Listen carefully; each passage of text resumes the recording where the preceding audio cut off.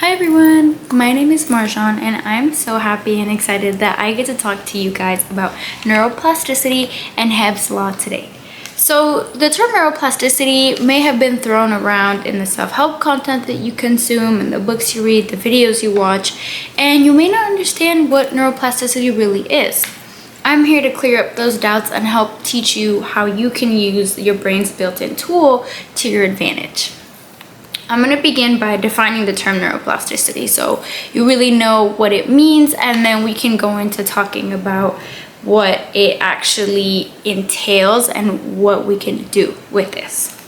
So neuroplasticity is defined as the brain's ability to adapt and reorganize its structure and neural connections in response to new experiences and learning. This is enabled by something called Hebb's law. You may have heard the phrase neurons that fire together, wire together in the past, especially if you've taken something like AP psychology. That's one of the first things that they teach you. This Hebb's law, which is neurons that fire together, wire together, is something that we kind of have to unpack. And to do so, I have to talk a little bit about the brain and a little bit about how neural structures are set up. The brain is made up of billions of neurons. Neurons are nerve cells, so they're like our brains, the little cells that our brain is made up of. And throughout the brain, we've got all these connections between one neuron to another. These connections are all facilitated through the structure of the neuron. So this is a picture of what a neuron looks like. As you can tell, it's got the cell body, if you remember from when you took biology courses or life science courses. It's got the nucleus, so that's the center of the cell, and then projecting on all sides is the axon, and then the dendrites, which are the structures that allow one neuron to communicate with another. One neuron on its own isn't going to do very much, but when you take one neuron, a second neuron, a third neuron, and you build a pathway between them, that's how any information out in the world gets around in our brain. That's the whole form of processing, visual processing, cognitive processing. All of the processing is done through neurons and the connections between our neurons. Now, these connections are never things that are set in stone. The wonderful and beautiful thing about our brain is that our brain has basically our whole lives been changing and constantly evolving to create connections that benefit us and that serve us. So it has learned to have specialized connections. For example, there is a pathway for every single time you drive, every time you brush your teeth, all of the things that have become habits and that have been easy for you to repeat mindlessly. For example, there is a quick and enabled neural connection for that. So now that we know what neural pathways are, how can we take this information and learn more about our own behavior? All of our emotional behaviors have neural pathways attached to them. The reason that we act a certain way when we don't necessarily mean to, we can be triggered by something emotionally and we react in a way that we may not always choose to react in. The reason behind that is because we have a neural connection.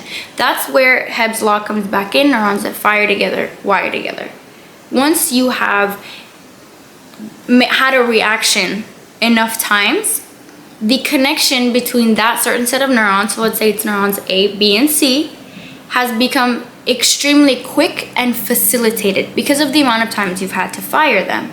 So if you have a fight with your boyfriend, for example, and you always react in a certain very angry and hostile way when you may not want to, the reason behind that may be because that is just the easiest, simplest, and most efficient way that your brain knows how to react in that situation because of Hebb's law.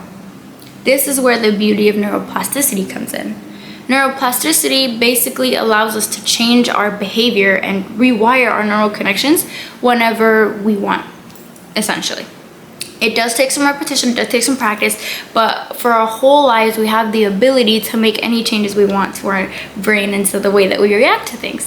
So neuroplasticity will really come into play when you're wanting to create a new circumstance for yourself. You're wanting to create a new reaction, you want to create a new life for yourself, for example. This is where neuroplasticity is important and neuroplasticity comes in. So, just like we learned, a quick recap, Hebb's law is neurons that fire together wire together. The more that we use a certain neural pathway, the faster and more efficient it's going to become, meaning it's easier to reach and easier for us to do automatically.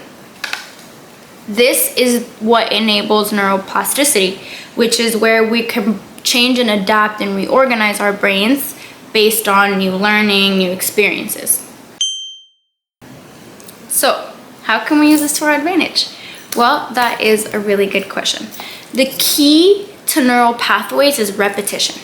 Repetition, repetition, repetition. The more you repeat a certain behavior, the easier it will be for those neurons to associate with each other. So once you've had a reaction time and time again, that becomes the easiest thing for your brain to do in a certain situation.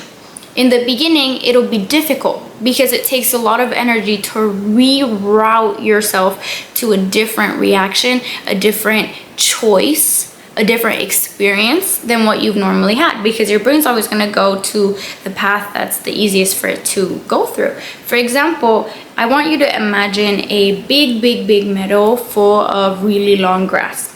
If you walk a certain path every single day, your feet are going to stomp down and they're going to create a sort of trail. So every time you look at the meadow, you know exactly where to go.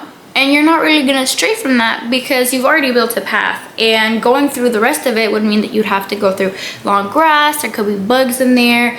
There could be snakes in there. There could be a lot of unknown things. And unknown things are really scary for you and for your brain.